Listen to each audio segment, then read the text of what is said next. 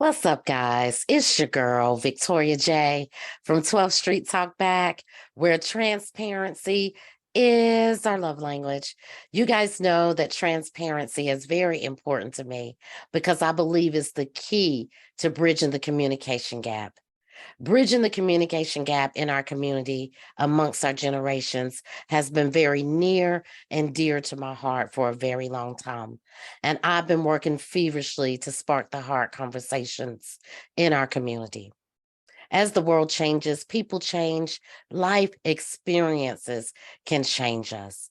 Sometimes it can be hard to express yourself to the ones that you love. We all suffered something during the pandemic, some more so than others. Life can be like an emotional roller coaster, and that's why I'm grateful to BetterHelp. Thank you, BetterHelp, for sponsoring this podcast.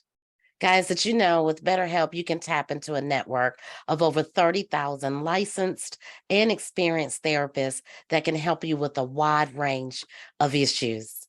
To get started, all you need to do is to answer a few questions about your needs and preferences during therapy. That way, BetterHelp can match you with a licensed therapist from their network. Then sit back, relax, and you can talk to your therapist however you feel comfortable via text, phone, video call. You can even schedule live sessions. And if your therapist is not the right fit for you for any reason, you can switch to a new therapist at no additional cost. With BetterHelp, you get the same quality and professionalism that you can expect from in-office therapy, but with a therapist that is custom picked for you. More scheduling, flexibility, and the best part of all, at a more affordable price. Get 10% off your first month at betterhelp.com/12th Street. That's better, HELP.com/12th Street. I've also linked it in the description below. Let's start bridging the communication gap together.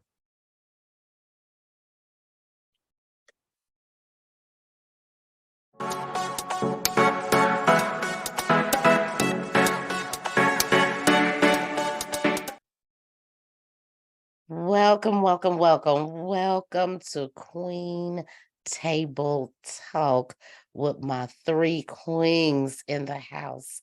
How are you ladies doing today? Hey, doing pretty Well, good. Doing pretty Doing good. good. Well, Well, let's how about start you? off. I- I've been ripping and running, y'all. I've been ripping and running. I just got in the house, beat my face down so I can look cute for y'all.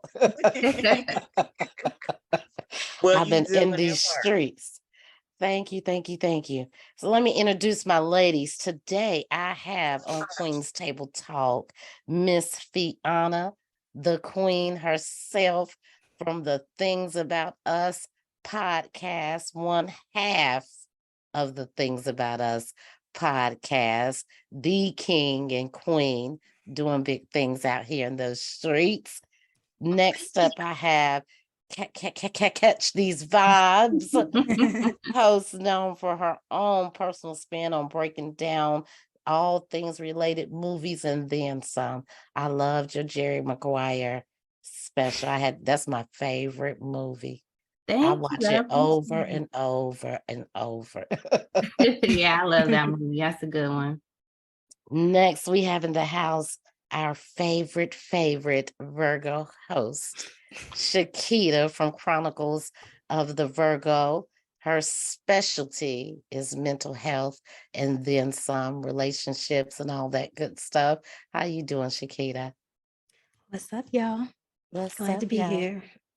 So, ladies, thank you for joining the first Queen Table Talk. I'm excited to be here and just chop it up. Everybody relax. Let's get relaxed. Let's get into some stuff that we can teach some people about. Um, I came up with this idea because of course, listening to everybody's shows and just thinking about some things in life, thinking about our young generation, me getting older, where I was at in my 30s and my 20s. And I thought, why not talk about it? Maybe somebody can learn something from us or hear something that might pierce their soul. So the big question is, ladies, How do you feel in this day and time being a Black woman in 2023? We have gone through so much, the pandemic, our mothers, our grandmothers, our great grandmothers, having children, some of us. How do you feel in 2023? You know what? I will say it's definitely multifaceted. But it comes with I don't want to say a burden, but we as Black women, we carry a lot of the load. Mhm. I'm gonna say proud. I'm thinking about how Black women are doing it now, politically, on the scene, just going hard for everybody, doing what's right, bringing issues to the forefront, having those hard discussions, um, pushing positive agenda. Yeah, Mm. I agree. I agree. I got a mixed feeling though. I feel proud. I feel educated by our Mhm. Gen Z community. They have really enlightened me on a lot of things as a Black woman, especially mental health, Miss Chiquita, helping me to understand. Because, I grew up, and I'm sure, Fee, you can relate. We grew up in the old school where if we talked about our mental health, it was pray about it. It was church. So the Gen Z era does and has brought mental health to the Black community, and we are going to therapists and Right. seeking that therapy that we need, something that we didn't do before. I mean, I hate to say certain words, but I have to say it this way. A lot of us said that's what white people done. They go to Mhm. therapy. Black Mhm. people don't go Mhm. to therapy. So I'm thankful for that. And, it helps me understand my 23 and 26 and my 30-year-old. So Mhm. that part I do like. On the flip side of it, being in the community, trying to reach some of the ones that I wouldn't say they can't be reachable, but I would say, what method do you use? Right. Right. So what do you think, Shar? Well, I guess I will piggyback off of Fiona. I definitely am proud to be a Black woman. I feel like we are, we're the ones that influence a lot of people. I think we inspire a lot of people, whether it be our family members or strangers, even. I think we definitely are, the queens, the queens Mm-hmm. that people look to us for that inspiration, for the support, for a lot of different things. Is we do tend to have a lot carry like the weight of the world on our shoulders. It seems like at times, we have to wear a lot of different hats at times. So Mm-hmm. it can be a lot, but like I said, I'm proud to be a Black woman. Mm-hmm. Um, and just continue to, grow and learn and, just be the best woman that I can be. So that's pretty much where I am in life and, learning about taking better care of my health, not only, my mental health, but just like my physical and just my inner health. That's very challenging trying to figure out, what to eat, what not to eat. It's like it's becoming very like that's like a main thing for me right now. I gotta switch to gluten-free this, gluten-free that. But it's like I have to do it because I want to live as long as I can, Mm-hmm. as long as I can, I know God has the final say, but I'm trying to do what I can do to make sure that I'm in, the best health so that I can, live long enough to see my grandkids, Oh yeah. So It's that's hard. yeah. It's hard. And I Mhm. mean, regular, and when I say regular food, I'm talking about the stuff we get on sale. But when you're trying to watch what you eat, I don't know who told people it was cheap. It is not cheap. Mm-mm. Not at all. It is It is not not, cheap. and it's hard. Sometimes we can't even trust the fruits and vegetables. Ooh, You Yeah. know. So you just gotta dig deep, You dig got to deep. do. I did me a patio garden, y'all. I got me Mhm. some cucumbers and 2 different types of lettuce, peppers. I did it. I did it. My niece did this little whole thing and I got a hold of it. I got weeds growing everything everywhere, but guess what? I'm gonna have my own fresh vegetables. Right. No, that's right. Miss Virgo, my Virgo sis, how do you feel in this day and time? I feel honored to be a Black woman. And I can say that with my whole chest now. I can't say that years ago I would have been able to say that because my life wasn't the best, trying to figure out where I fit in, as you Mhm. see, like I'm a lighter skinned Black woman. So growing up, I was always complacent. Like, am I supposed to belong over here or there? I wasn't accepted by Black people. I wasn't accepted by white people. I didn't know where I fit in it. And the way I was brought up was just love everybody. It doesn't matter Mhm. what a person's race is. Just love everyone. And I felt it kind of hard to really fit in with my people. They didn't accept me because my skin was lighter. And I never knew why. And Mhm. honestly, these last couple of years with just so much going on, like through COVID, the George Floyd situation, Breonna Taylor, all that just made me really educate myself, honestly, on things that I didn't know about, and just continue to educate other people to the fact that I get so passionate that I cry, I get angry, I scream. I need you to know these things. I need you to know why Black women are tired. So we're tired. Mhm. I was brought up not allowed to say I'm tired. No, if I'm tired, I'm tired. Like we do a Mhm. lot. We're the blueprint for a lot of people. I'm Mhm. not going to even just say women, we're the blueprint, right? We Right. are. People look to us for a lot of things, y'all know how it is. So I'm honored to be a Black woman that someone could use me as their reference. I'm Mhm. honored to be a Black woman that my voice in some spaces it may not matter, but I'm always validated within, and I have people around me that validate me and my voice. Mhm. So I feel like every day I make it my mission to try to not only help someone else understand something about my Blackness, because this Blackness is not going away, you Right. know, but also trying to just educate myself, because at the end of the day, what I have learned is my Black experiences is not the same as yours.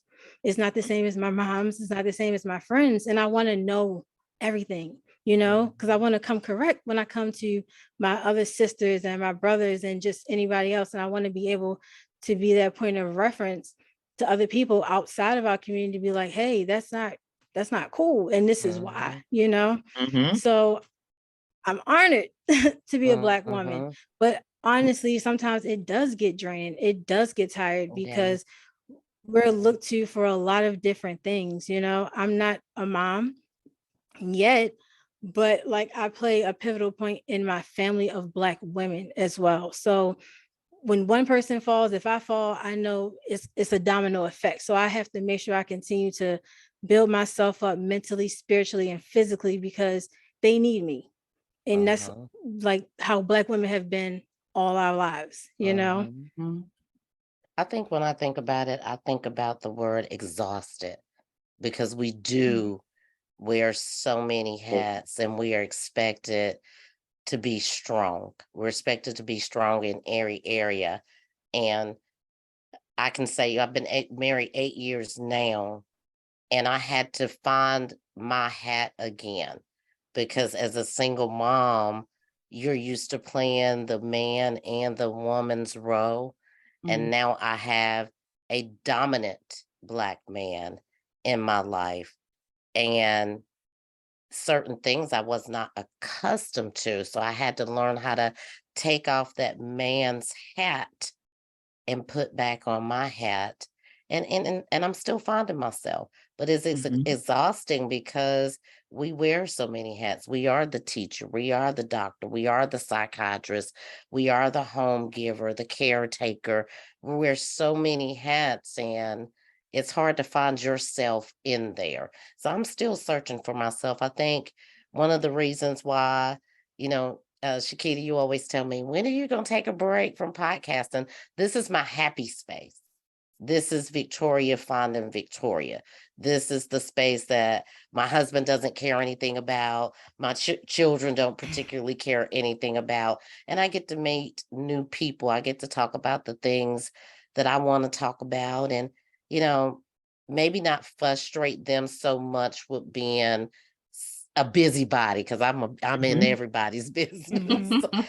And, you know, and that kind of sounds contradictory, being in everybody's business, but at the same token, I'm still trying to figure out, how do I take off that mom hat? My kids are older now, and I Mhm. know that I'll always be their mom, but they're in their late 20s and early 30s, and I'm still wanting to be in those business. So I think I'm trying to figure out, who am I really now at 51 years old? Do I still want the things I wanted in my 20s or my 30s? Do I still have those dreams? So the podcast, it excites me because this is a part of me that I didn't know was in there. And I kind of found my voice with it, where I was unable to talk in front of large crowds, or, you know, walk in a room and be intimidated.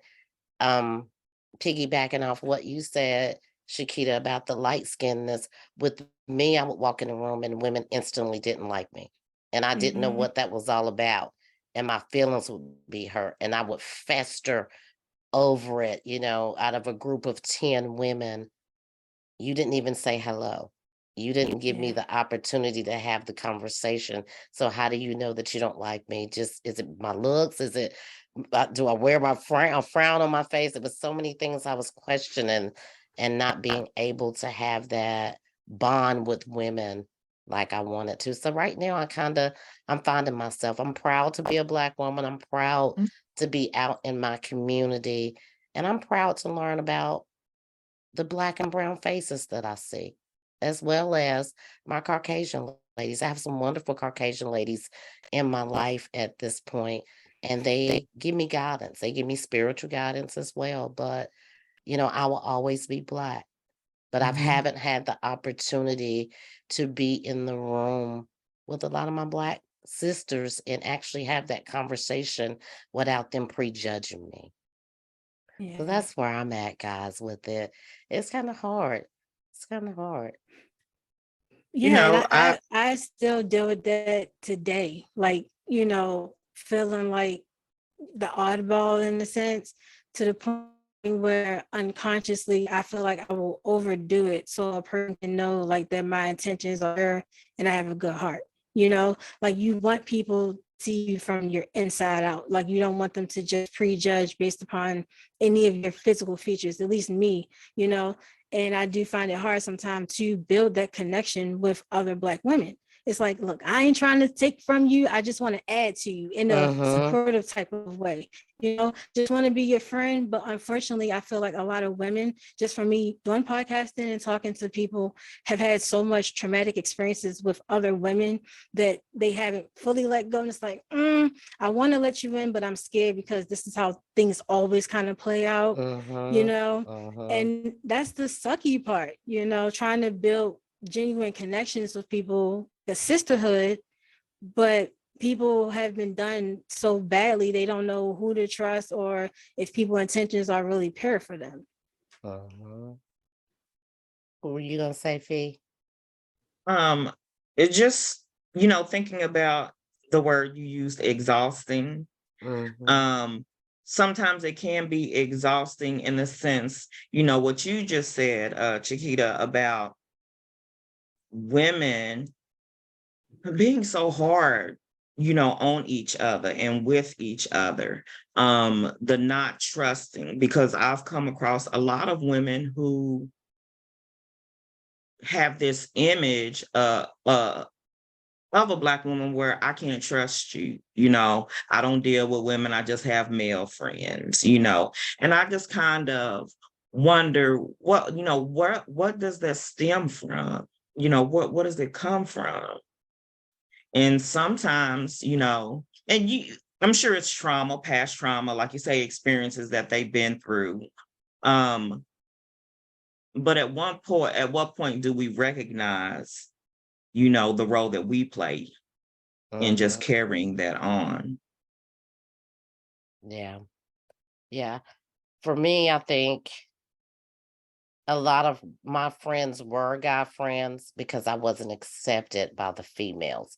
It just landed there. That wasn't a space that I desired to be in. And I really didn't desire to be in it once it happened, because then the women had another perspective of who they Right. thought that I was.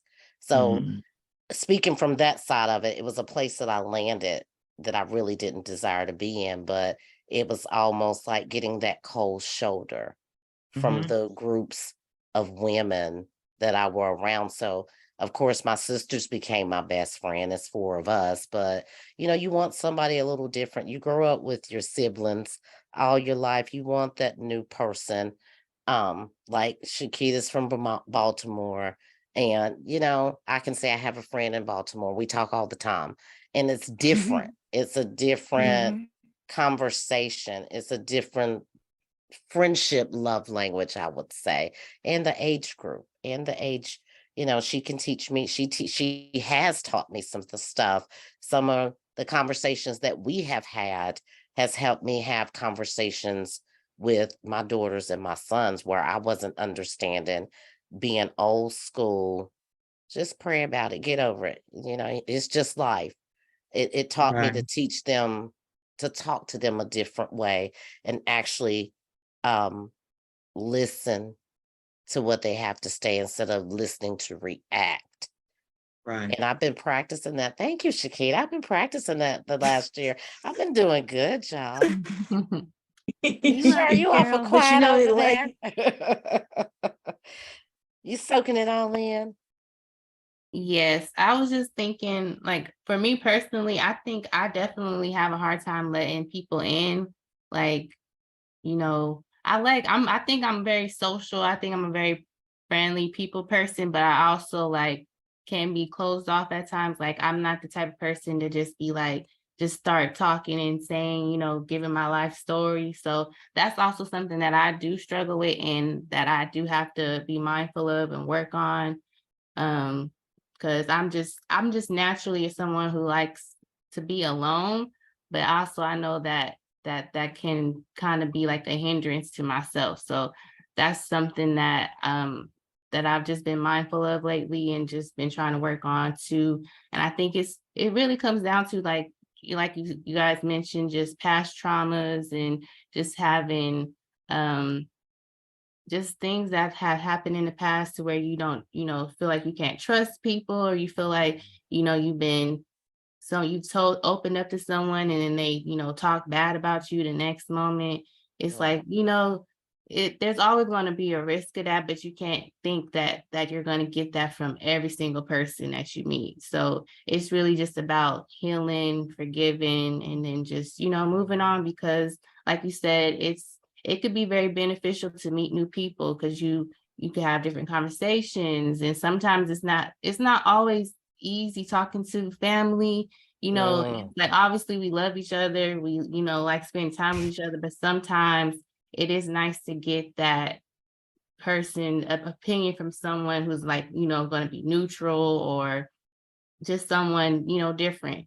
Getting different opinions and different points of views is also important. So I think that that's definitely something that I struggle with and am working on, just knowing that you can at least try, make an effort to meet new people and talk to people, talk to my fellow Black sisters, and just, be able to bind and, know that we all go through the similar things and can definitely help each other out by having these types of conversations. So that's why I was really, happy that you reached out, and happy to, have this conversation with you all. Well, thank you. I appreciate you accepting. I do, Queen. I do. We all wear so many hats, guys. I've been going through, as well as that, finding myself, trying to maintain my independence. What do y'all do? You me? Mm. How do we do that? I mean, I know we're both married, Mhm. You and know what? Go ahead, I'm sorry. I was gonna say my husband is my best friend, but even getting ready for this, and I am a stay-at-home mom, and I do have time on my hands, and I do work on the podcast, but it seems like time I get ready to work on the podcast is he wants that little bit of time, which is Mhm, my me time. And in mhm. his head is you stay at home all day. Why couldn't you do that earlier? And I'm like, people have jobs. They're not Mhm. sitting at home talking on the podcast like me. I have to Right, work right. around their schedule, but I am respectful. That's why I do no weekends unless he's not home or something like that because he's off on Saturdays and Sundays. So that is his time. And I try not to get into this world when it becomes his time. But I am struggling with that independence part because he still wants my me time. And Mhm. for him, you're a stay-at-home wife. You have me time all day. No, I cook, I got laundry, I tend to your stuff, and don't let your mother or father need something. They're older. I'm the go-to person because I'm at home. So when I'm grabbing that little me time Mhm. and wanting my independence, I feel like I'm being selfish, y'all. But in a way, I'm feeling like I'm not being selfish. You are 100% not being selfish. And the one thing I will say about being a woman and a Black woman, we get caught up in so many facets of our identity that sometimes we lose ourselves. Mhm. When you have Mhm. children, you're a mom. When you get married, you're a wife. Um, on your job, you're whoever you are there. And that consumes a lot of our time because if you're spending 8 hours at work, you're miss this, whatever that is. When you're home, it's mama or it's babe. And I tell you what, I used to find myself doing a lot just for that quiet time. I would stay up after everybody went to sleep because that would be the only time that I had to myself. Girl, Mhm. I'd be sitting on the couch like this, nodding, sleepy, but just don't want to lay down because it's quiet. You Mhm. know, you're not pulled in so many directions. But that's something we have to be cognizant of is our independence and our identity, not losing ourselves in the roles that we have, Mhm. in the jobs that we have.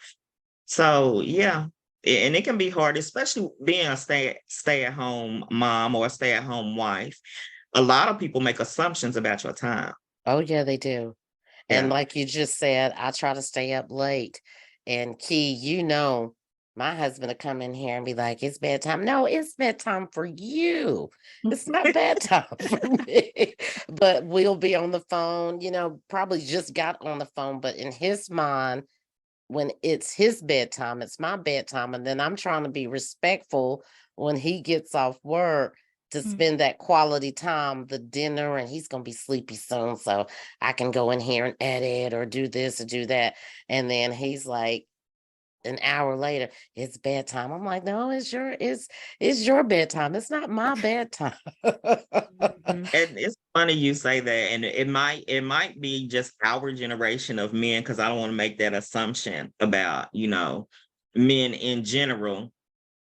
Why they feel like when they go to bed, we gotta go to bed. You look tired. No, no, I don't. I'm wide open. Well, I know, Fee, you and I are married, but you know, I'm gonna blame this one on you, Chiquita, because I just listened to your part one and part two of your pop-up episodes with you and your Mhm. your girl Jess. And I heard her say something that stood out to me. She said it can be exhausting meeting different people. Are you single, Shar? Yes, I am. Okay, so this question is for both of you guys, I guess, this conversation. When she said it was exhausting, I kind of got what she was talking about, exhausting meeting different people, especially in the male pool. But I'm trying to, how you gonna meet somebody that didn't know you like if you don't? I mean, I'm trying to figure out what she meant by that. Break that down for me because I'm eons older than you. Well, I would say from my take, I can definitely relate to that because I was in a relationship for a long time, and I feel like I got lost in that relationship. We wasn't married or anything, but I still was very much committed to this person, and it didn't work out. And so I had to like take my time. First of all, I had to move on from that relationship, which was very hard for me to do. And then I had to heal and, just work on understanding that I didn't need to be with that person, or I didn't need to jump into the next situation just because I was alone. So I just Mm-hmm. felt like I needed to be alone just to understand exactly what I want from the next person that I be with, or, commit to, and just understand myself.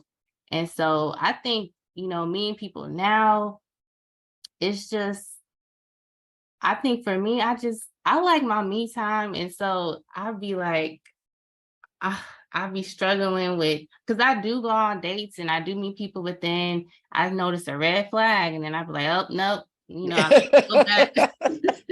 Let me go back into my own little bubble because I don't want to deal with that. So I think that's has a lot to do with, and then it's just like, it does seem like this pool of men that we run into, they just don't be worth our time. So What do y'all think that is? I mean, we got some good catches, Fee. We man, did, yeah. I I'm can trying to see agree. what that's like. We got some kings. We lucked up. But and to speak on what you said, Chart, when you've been through some things, you see red flags a lot Mhm. sooner and a Yeah. lot easier, and you are more willing to walk away. So like they say, that song, experience is a good teacher. Mhm. Is a good teacher. I was getting ready to say that. And times are different now than they were when we were out there, Mhm. Victoria. I don't want to. I hate to generalize. I kissed a lot of frogs before I found my king. So I But get it.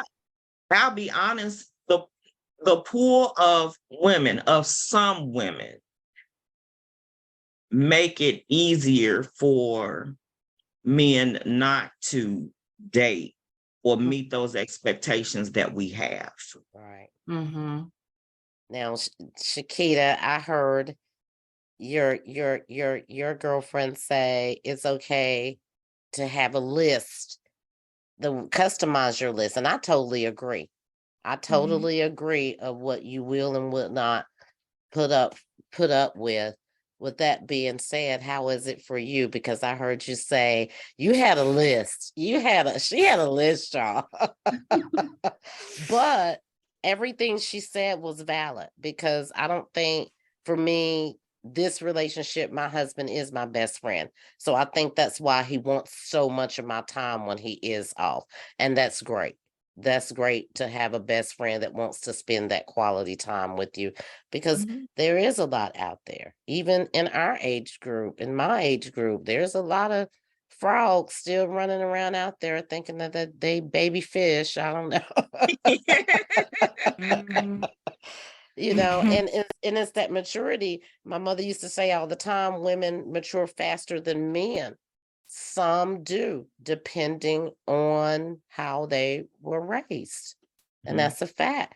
If you are in a household with absentee parents and it's all about the parent and not the kids are actually raising themselves. So then you grow up with that mentality, which is survival mode. I'm going to do it. Worked the first time I tried it. So they're raising themselves. But I do agree that, we do mature faster. I was having that conversation with my husband about I'm wanting to move. And he said, well, you're in charge of the pocketbook. Just I work all the time, find a place and move. But his thinking is let's just change the locks and do put cameras up. And I said, well, honey, we are in our nesting season. So you can't knock anybody's hustle if they have small children and this is the only thing they can afford. So maybe we move ourselves out the equation if it's bothering us so much. And he said, you know what, that's a good idea. You're kind of smart. And I was thinking there, I said, yeah, we do mature a little bit faster than they do. I would never tell him that, but he'll hear it. What are you thinking, Miss Keita? Because I see that brain working. Look at that brain over there working, y'all. Sorry if y'all hear this storm. It is a bad storm going on outside. But so let me try to unpack this the best way that I can. So for me personally, like Shamanique, I was in a 3.5-year relationship. I was trying on wedding dresses. I had a whole bridal party. I was at the point of planning my wedding. We were visiting halls, everything. And then abruptly that changed for me. This person that was my confidant for the 3.5 years, was my safe space, my peace, was no longer that. They were non-existent in my life. They chose to walk away from the relationship. And I thought that everything that I had did in the past, when I had past ups and misses, I do it the same way. But then I slowly realized that I wasn't doing things the healthy way. And of course, like a lot of mental health and things played into the picture. And with therapy, I was like, you know what, I need to like get myself together, realize my worth. You know, like I deserve better than what I was getting in that situation. So the next time things come around, I know the red flags, and I feel like it is a choice to acknowledge the red flags, right? Because we see things sometimes and we're like, maybe that wasn't what it intended to be, but ignoring it because we're comfortable or we really want this situation to work, opposed to just walking away, you know? And I feel like I've done that so many times. I feel like it is exhausting, right? Trying to date, trying to find the perfect one. You don't want to continue all these conversations. I don't want to continue telling my life people. I don't want to continue to just go out and re-explain them. Like, I want to just meet someone, you know? You get it, we click, you check most of my boxes, I check, and we go from that point. Can things happen? I think so. How this age, things are a little different. Yeah, everybody break it up just a trying little to bit. fill out. Break it up a little bit. I can hear that storm out there. I'm so Say that sorry. last part again. Say that last part again. I said I feel like now in this day and age, everyone's trying to feel like this facade. You know, you see things on social media, you see all these different couples, and this is what we want. We idolize this, you know, and people try to have this opposed to making things want it to be. It doesn't have to fit in this box of what you see Russell and Sarah or Beyonce and Jay-Z, because behind closed doors, like, we don't know what goes on, you know? So I've been single for the last few years, navigating life, trying to find myself, you know, more finding my voice, but making sure like I'm mentally in a good space. And my peace is everything. And once you disturb my peace, I don't want to be with you, you know, and maybe I'm being too much like closed off because I am very reserved when it comes to my space. But again, I just don't want to have to go through the exhaustion of all these different people and telling all these different people all these things about me and scrolling on apps. Like, that was never me, and I don't want it to be me. I seen you shaking your head, Fee. I concur too. Yeah, I totally get that. You know, it's a lot. And you don't, like you say, giving so much of your time, you know, to other people, not knowing if it's going anywhere. And this is my second marriage. After my first marriage, I was like, you know what? I swore I was never gonna get married again. But I said, I'm not going to date. I said, if I meet people, we can be friends. I said, if it turns out to be more, great. If not, at least I'll end up with some good friends, you Mhm. know, and that's how this one snuck up on me. But I'm telling you, it does when you've experienced a relationship and you come out of it, your list, you alter your list. Mhm. Okay. And you take some things off and you add some things too. You Mhm. become a little bit more detailed in what goes on your list and more specific about the Mhm. things that you ask for. Sometimes now you know what to look for and what not to look for, things that Mhm. work. And as we grow and mature, you know, it changes. Mhm. It changes because we changed. So yeah, Mhm. I totally agree. I hear all of us talking about disturbing our peace Mm, with I think we lost her, but I think all of us, that's important to us, our peace. I was hearing you say, Shar, that you spend a lot of time by yourself. And I Mhm. do too. I think that's a natural thing, especially when you come out of relationships. I'm still finding my way in this one. I still feel like we're newlyweds. I'm mhm, still learning him. He's still learning me. And sometimes I give him the side eye, like, where did that come from?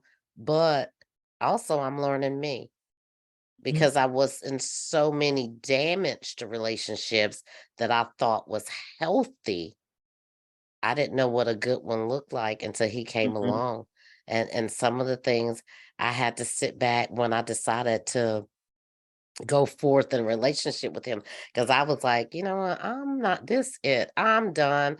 I'm not doing it anymore. And he snuck up on me. He snuck up on me, and a lot of his traits, which are good traits, snuck up on me as well.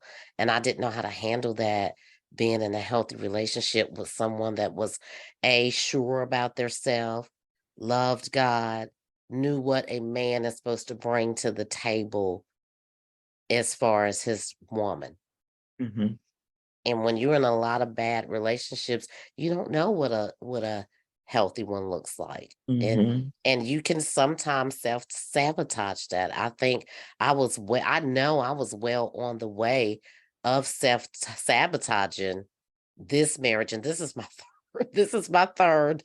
And I lasted 10 years in the first two, but I was the one that was dedicated. I can say, you know how we always say, you know, there's two sides to every story. There is two sides to every story. But I was dedicated where I spent 10 years in both of the marriages. I exhausted all the possibilities before I shut the door. Whereas I think maybe in my first marriage, he exhausted the possibilities 3 years in. And in my second marriage, he exhausted the possibilities 7 years in. And I was still holding on to something. And I was the only one fighting. They wasn't fighting anymore. It was just like they were resisting. So coming out of those unhealthy relationships, walking into a healthy relationship, I think I almost sabotaged it. And I thank God that my husband is patient and that God precedes him in everything. Because I could have probably missed this king. mhm, I mhm. could have probably, you know, I don't think he's never said it. I'm trying to think. But he has said, "You're a handful. You're but I love you, but you're a handful." Mhm, That's his mhm, words. So I guess that's mhm. his way of trying to tell me it was close. It was I think close. that's something I'm afraid of too. Like I don't want to self-sabotage a good thing. Mhm. So something that I've been trying, I want to make sure that I'm good so that once I find a good man, I'm also that good woman for him. Cause I also want to make sure that he got to get what he deserves too. So I want Mhm. to make sure that I am and in the best place possible. I mean, obviously none of us are going to be perfect and be Right. completely, healed and everything, but just get to a point where I'm not going to self-sabotage a good thing. And then also I do have my son, he's gonna be 15 on Sunday. So I also, want to make sure that it's someone who's going to be a good father figure to him also. Like I just, that's super important to me. Like making sure that I'm bringing the right man into the situation with my son, and it just has to be right. So I think that's another thing that, why I'm still single after it's been like 5 years now. So I'm just taking my time and just finding myself and just not settling and making sure that I find the right person. Cause obviously I would like to get married and have that type of, companionship. And so it could be exhausting trying to find that, and, going, feeling like I gotta try again. Oh, that wasn't the right one. Oh, I gotta try again. And then I just, like I said, I go back in my bubble and be like, oh, I'm Mhm. fine, I'll try again maybe in a couple months or something. I was thinking about this conversation coming down the road because I really didn't want to write any questions down. And you know what I was thinking, Fee? I was thinking in your 20s as a woman, that's the time to make mistakes. In your Mhm. 30s, you're trying to figure out what you want and how Mhm. you want it. And some of your ideas still may be a little bit far-fetched. You still might be in that Mhm. dreamland. By the time you hit your 40s, you've been through enough to make that list, to Yeah. start making that list. And I don't think that list really truly develops until you get closer to your 50s and you're saying, this is who I am. This is what I want. This is what is realistic that can happen. And I can still have a dream. I can Right. still have a dream, but it may or may not go that way. But realistically, you start looking at things a little bit more realistically. What do you think? I Am I off? agree. I agree. And I'll tell you one thing, as you do get older, we don't deal with potential, Yeah. what we see. Them 20s and 30s, we'll deal more with potential. Oh, he could be this. I see that. With age and experience, wisdom, you realize no. And one of the things I have three younger sisters, and I would always, the relationship advice I would give them, when things became tumultuous and before they decided, what I should do. I'm not going to give you any advice. What I'm going to ask you is, can you commit to him right now, the way he is, with no changes for the rest of your life? You Mm, can accept that, take it in with that, and do what you will. So that would always be the question I would ask, as opposed to giving advice. mm-hmm. Mm-hmm. I concur. I concur. I made a list of pros and cons. And Mhm. that was one of the things on my list because my husband is saved and I wasn't saved at the time. And I wanted to commit, but I didn't want to commit. So I made a list. Can you deal with the fact it almost made me feel like I was back in my grandmother's house because she's a pastor. And Mhm. and it was like, can you deal with what I called strict? It Mhm. really was just discipline. Mhm. And Mhm. I was running from that because I wanted to still be in the world. So that would have been a good question for you to ask me back. But that's the big thing. That's another world, as women, and especially as Black women, to young girls, um, being role models, using what we've learned to try to impart that knowledge to Mhm, them. And it's, our younger generation, like you said, they can teach us a lot, mhm, because I'm 50, and so I'm removed from some of the things that, my daughter, she's 20, that she mhm, deals with. And so we're really close, and in her conversations helps me to understand what she's going through, thought processes of that generation.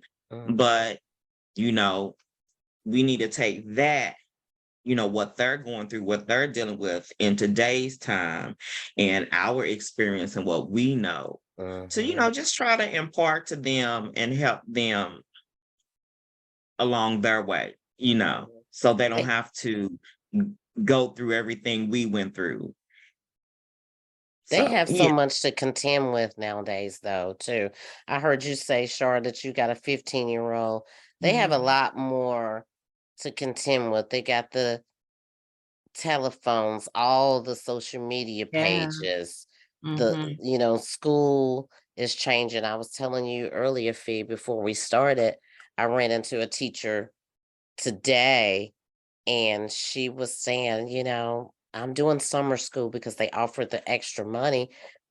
Excuse me, but she was saying, I got a teacher next door to me that she can't get the kids under control. Like they're telling her, this is my school, this is my classroom. And so they have so much more to contend with. I think what I'm facing as a Black woman trying to raise two Black daughters is how do I get through to them without being pushy? Mhm. But I've already been there. So I don't want you to go down that dark street, but Mhm. I want you to still have your independence because I'm still trying to find my independence. But at the same time, I'm still in mama cub mode. I'm still the protector. And they have so much going on in this society that we didn't have to deal with. How do we get to that point, especially with our young women? I think that somewhere, I don't know, I feel like sometimes we drop the ball, but then they can be as strong as mighty as we are. We're queens, we wear many hats. Is that something that we grow into? We have to plant the seed. Mhm. We have to raise them up with the knowledge, the wisdom, the support, the love, the discipline, Mhm. dropping those gems, telling them, giving advice, knowing that some of it they're going to take and some of it they're going to leave, just like we did with our parents. The Mhm. things that they told us, I can sit back and I'll just be transparent and honest. I remember being 15 and we had just moved to a new neighborhood and we probably hadn't even been there a week, a couple of days. And there was this guy walking. I didn't know him from Adam. And she pointed him out to me. And she said, "You see that right there?" She said, "That's the boy your mother always warned you about." Like, why are you, you know, I don't Mhm. know why. He ended up being my first. Mm. So Wow. she had that. You see what I'm saying? She had that Mhm. fight. I mean, that Mhm. was like somebody, it wasn't like he had tried to friend me. He was a stranger to me and I was a stranger to him. Mhm. But it's those things.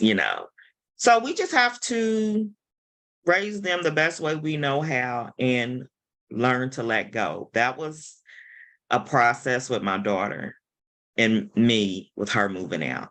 Mhm. And there were a lot of choices and decisions that she made that I didn't agree with.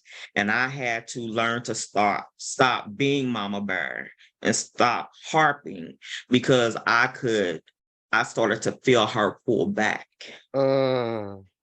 and begin to close off from me. So that was hard, Mhm. learning how to keep my mouth shut, you know. I can concur. Yeah. My And my I daughters do. ran miles away from me. I think Mhm. I held on so tight, Mhm. and it was like immediately after graduation. They Mhm. picked places, schools to go to out of the state, and I Mhm. still was trying to control it from here, guys. I went as far as called the Texas police to go knock on her door because she wasn't answering her phone. I was holding on too tight. Now, Mhm. as the years has gone by, I think it's been about 6 years now. I'm better. Like I don't Mhm. need that phone call every day, every week. It'll drop on my mind. Oh, I haven't heard from Desi today. Let me call her. I haven't heard from her this month. I'm getting better, but I think because I was a bad girl when it came to boys. Oh, so that's mama's curse. So you remembering. Uh-huh, uh-huh. Yeah. And that's so funny because I actually joke with my friends and I would say, Lord, if she's anything like her mama. Ooh, Woo. help us, Jesus. Yes, yes, yes. But we have to be the role model. We have to show them through our actions and how we carry ourselves how to be women. Because, and that's one of the things that I, wanted to bring up in, our conversation with this podcast, the media Oof. and the way they are portraying Black women and the way they are directing the narrative of Black women. We're talking about the reality shows. We're talking about the music videos, all of this is, a lot of it is being orchestrated because they want to control that narrative of how we're seen and who we are. And we see it here. It's very apparent. I've talked to people and their experiences when they go to abroad to other countries and what they see of Black women, I'll tell you and what, I was listening to a podcast, not to cut you off, but I was listening to a podcast, not in our immediate circle, like Good Pods, and all of us kind of got a little group, but it was another podcast. It's on Spotify and it's out of Canada. And I guess I was shocked, but I was a little bit blindsided, but they were right thinking about it. And they were two Black girls and they were Canadian. And they said, I don't desire to go to America to be a Black girl in the United States. That is not my desire to wear the lace fronts and shake my tail and show my stuff. And it made me stop and think right there. Other people really are looking at us as Black women and not in a good way. The reality shows, the housewives, oh my God, when I tell you my kids couldn't even have it on if I was in the room or the house, turn it off, because and you see in society the mean girls, because that's what they see, that's what they're feeding them and making it look cool. It's feeding into all the stereotypes, it is, and I hate it. And I hate it for our youth because when we were growing up, more so, date my age and Our age. yeah. Shar, you may not. I got you by a year, 2 next month, V. We getting up there. But you probably have dealt with it more than we did. When we were growing up, we got to be kids. Because of the media and social media now, our kids don't get to be kids. They are little adults. And in teaching, I have watched the evolution of childhood then and childhood now. Our kids are doing so much so young now. They're dressing like grown people. They're acting like grown people. We talking about their hair, the nails, the clothes, the dancing and stuff. The only thing they have to look forward to is sex.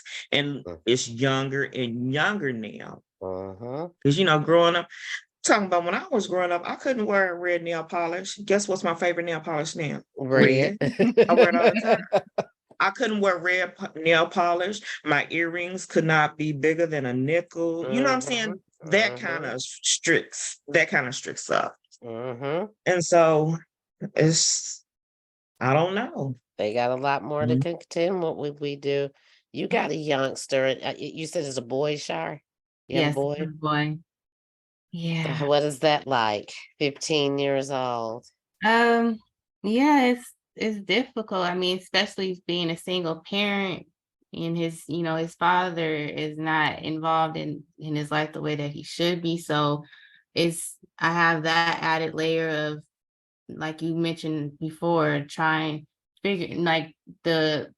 figuring out how to be. Sometimes I have to be both, you know what I'm saying? Because Mhm. And I know that I'm not a man. I can't teach him how to be a man, you know what I'm saying? But I also try to be, um, I guess, the best of both worlds.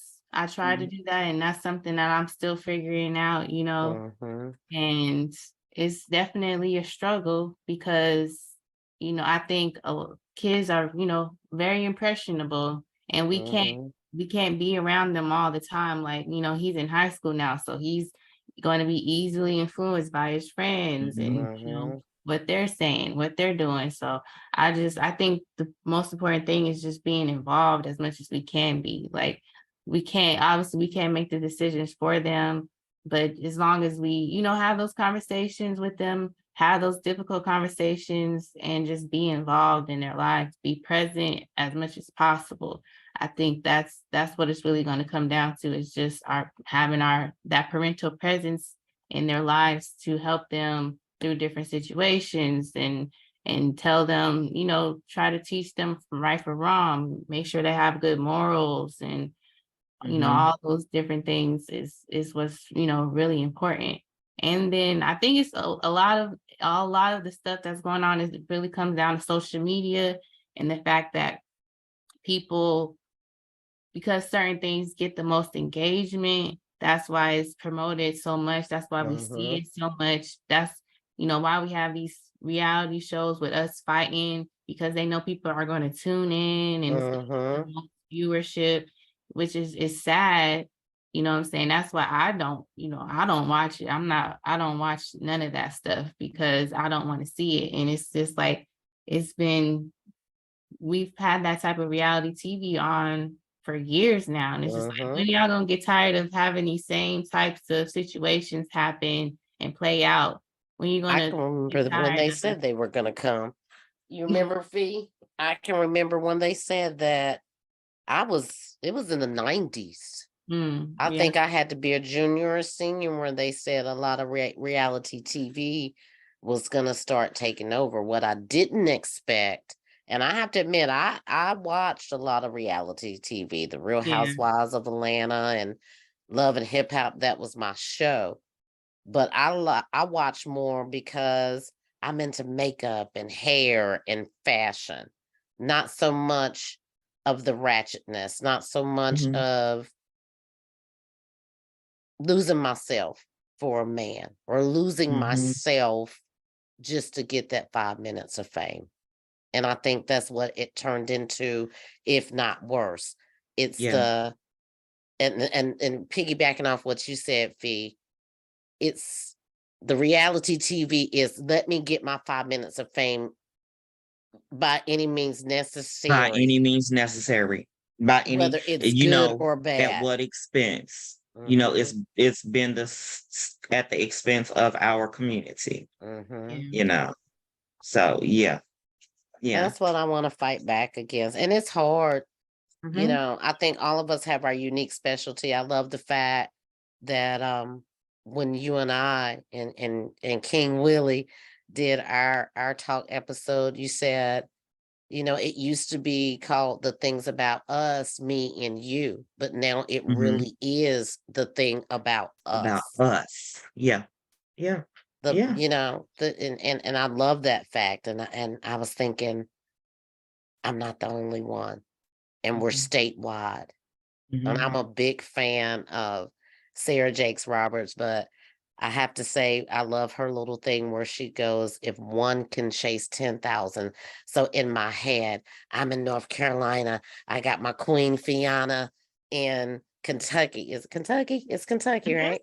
Uh-huh. And then I got Jushar and Chiquita and one of many because we all have a unique thing. I love the fact that your podcast focused on movies and a lot of them that I like. And which brings me, I was in Walmart today and I was looking for a splitter for something. I seen DVDs on the end cap. I haven't seen a DVD player, although I still got two somewhere in here, dust and all. But a lot of it has stemmed around everything going live stream. Yeah. Nobody going back to the DVDs, the VH1s, and watching good quality stuff that's not only going to stimulate your mind, it's going to show you how to be in a healthy relationship or what to do when you do get in some of these situations, and not the Instagram live. Well, I wouldn't say so much Instagram live when it comes to the hoopla. I would say Facebook. Mhm. I started there watching some of the lives thinking that I was gonna do content off of that, and I couldn't stomach it. I couldn't stomach to see the groups of women that look like me, younger than me, taking off their shirt, fighting like they dudes in the street, young women, and somebody recording it, and then the young men egging it on. I couldn't stand to see you were a couple 1 minute, you have children involved, and now each of you are tearing each other down because you want that 5 minutes of fame, because Mhm. somebody offered you a magazine cover or a chance to be in the spotlight. So I said I couldn't feed my soul that. I said, well, Lord, what else can I do to bring awareness, because I don't want to be one of those. I don't want to be Mhm. one of those to tear them down. I want to Mhm. build them up, but I don't have to watch it. But how can I build them up? And I believe he speaks to me in different ways. It's just starting your community. Just have the conversation. And I'm not asking you to convert anybody to a Christian, but just have the conversation. How do you see yourself? What do Mhm. you feel about yourself? What makes you independent? What makes you want to be that follower instead of the leader? Did you know that you can be a leader too? Did you Mhm. know that? My bestie, she has this saying, my mom used to tell me she doesn't worry about my friends. She worried about me because I was the ringleader. She said, so since I knew my mom knew that about me, I made sure I set good examples outside of the household. And Mhm. if I did dirt, it was me doing dirt by myself. So nobody else could come back and say, well, Mhm. you got me in that. Mhm. So that's the mind frame that I'm in right now. I think I told you before, I'm still in help mode, but I feel lost as a Black woman. I feel lost sometimes talking to some other brown women. And how can we change the monopoly of Mhm. letting social media not give our young brothers and sisters a fighting chance? Yeah. Because everything that it controls everything. It Mhm. controls what they Everything. see. Everything. And like you talked about, you saw DVDs. We're at the point now where we can't even let technology go if we wanted to. Mhm. Even me as a teacher, everything, like, we have one-to-one device ratio in schools for kids. So every kid has the devices. We have to do everything through technology. I remember when I first started teaching, I used to plan my lessons and I'm pulling workbooks and teachers editions, and no, everything is online now. Mhm. So I can't even put it down if I wanted to. Mhm. And yes, technology advances, but it also gives quote unquote big brother that control on what they're feeding us, Mhm. Mhm. so, and I think I'm so ready to retire and stop teaching, but my satisfaction comes in those little minds that I get to drop seeds and nuggets in. Mhm. Because one of the thing is, number one, we don't do drama. Mhm. Number two, we are kind. We are not mean. We're not putting each other down. Number three, if you're in the middle or you're instigating, baby, my hammer comes down harder on you than the people who will participate. Mm. You know what I'm saying? Mhm. It's see something, say something. It's all those little things, It's a big job, Mhm. but each of us through our own, avenues, jobs, podcasts, we have our audience. If each of us reaches 5 people, 10 people, we've done our due diligence. As long as we're reaching, as long as we are imparting that knowledge, as long as we are pushing them to be better and challenging them to be better. Mhm. And that's what our task is. And that's the thing about us. That's Mhm. what, we're talking about. Those, and you relating through movies. Oh my God. You know what I'm saying? Mhm. Brown Sugar, one of my favorite movies of I all time. know, I know. I was on a But binge on Spotify on you the other night, and I said I should have listened on Good Pods. And no shade, I love Good Pods, but sometimes that app be stuck. And I can't, Mhm. because I've had 3 back surgeries. I can't sit here at my laptop to continue to listen. So when I try to listen on my phone, I find myself uninstalling, reinstalling just to get through, to give somebody their stars or their download. So now I kind of been listening on Spotify, then I'll go over there. But I've been binge listening to your stuff. And that's how I ran across Jerry Maguire. But back to what you were saying, Fee, you are right with educating our youngsters and bringing down the hammer harder. Mhm. And I think that's what happened to me. I remember being in 3rd grade. I would never forget his name. His name was Mr. Parker, and he was a black man. And all the kids in the school in the class was cutting up, and they were all people that looked like us. And Mhm. I don't know if you remember back in the day where they had here they had those big classrooms, but they had a split like down the middle. So 2 Mhm. teachers shared one Mhm. classroom. You do language arts over here, math over here. We came in the next day, and the Caucasian teacher had given him all the black students, and she kept all the white students. Mhm. And his Mhm. conversation was to us, and that just it stuck with me. Why are you cutting up so bad? Do you know what they think of you? You're making yourself look stupid as well as your race. Mhm. Get an education. And when he said that to me, that just blew my mind. It blew my mind. And it stuck with me. I mean, it's still with me at 51. Yeah. And those are the conversations that I have with my kids daily. Oh, baby, I'll pull you over into a corner and let you know. You already know what they think of us, right? Mhm, So they see you acting like that. Do you really think they even care about you? You mhm, hurting yourself, all of that. I've even had to, and it's not even, I definitely have those conversations with my brown babies.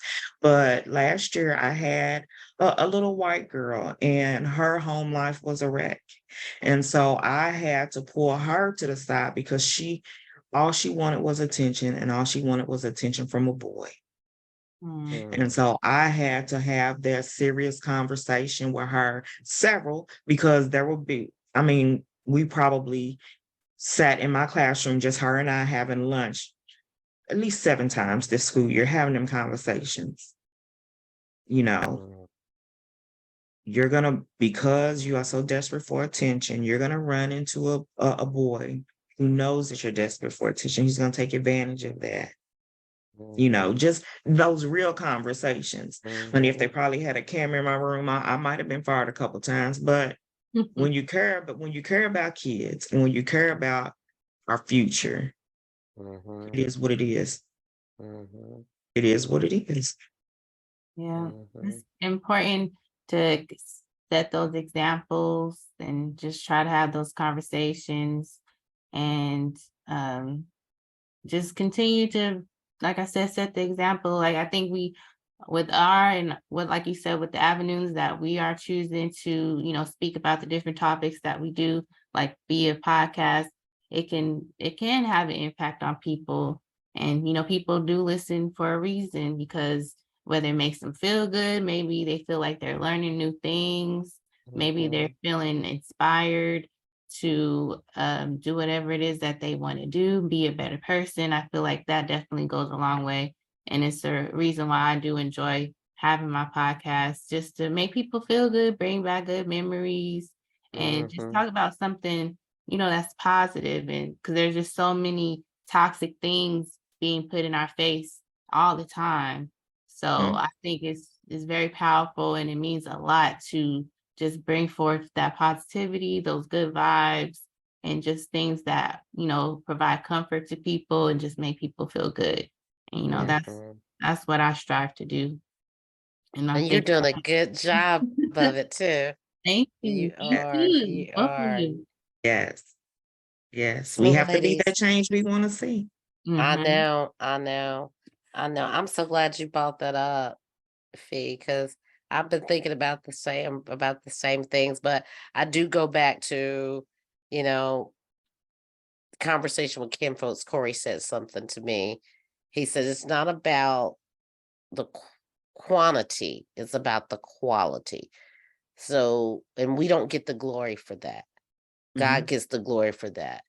So if you get it out there, you get it out there, and if you have that opportunity to have a one-on-one with a young lady, then or a young man, that makes all the difference in the world. So I had to kind of change my mind frame because I thought I was going to take on the whole world, but that's not a true thing.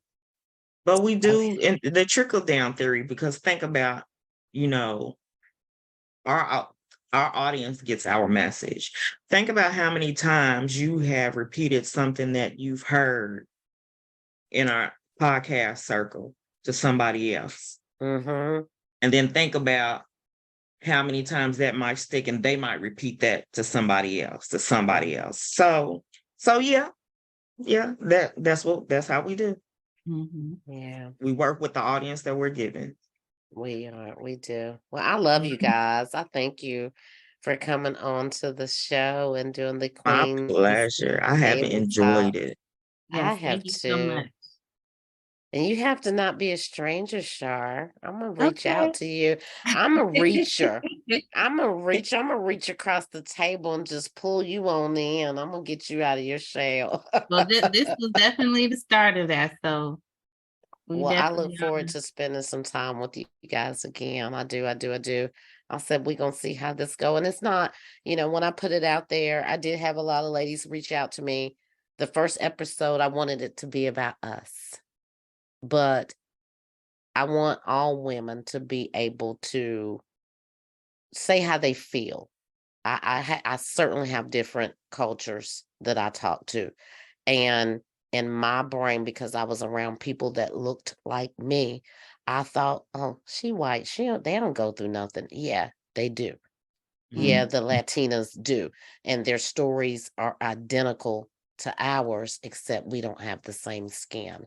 So, but I definitely want to reach across the table and just have these conversations, have any conversation that you want to have, as long as it's respectful and not beating anybody down. So I definitely appreciate you guys coming on and chopping it up with your girl. I'm a little crazy, but I'm sure we all are in our own way. And Yes, thank you for we are. reaching out and inviting us. And like I said last time, anytime. Don't Yes, hesitate.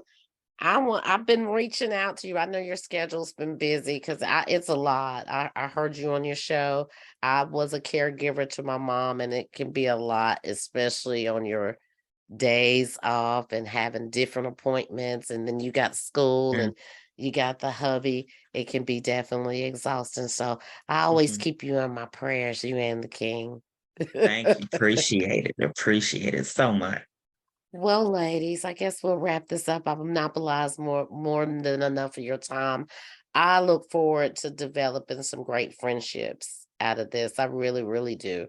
Reaching across the board. You never know whose neck of the woods that you might be in, and we can sit down and have lunch.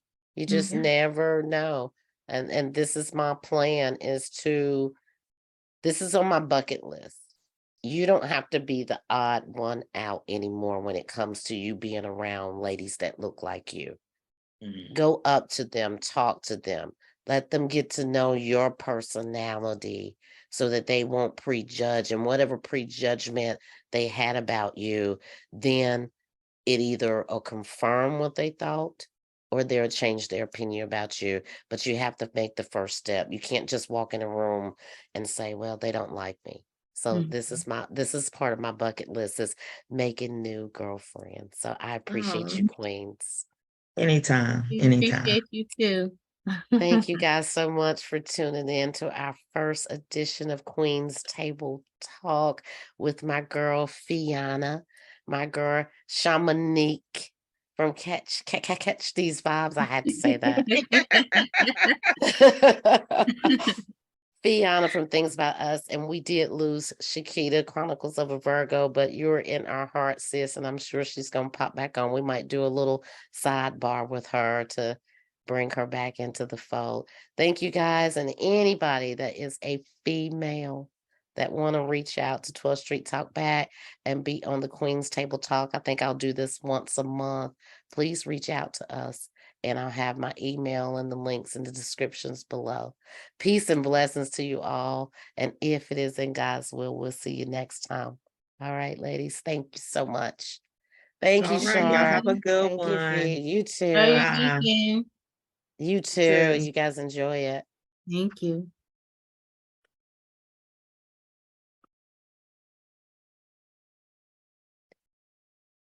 Yeah.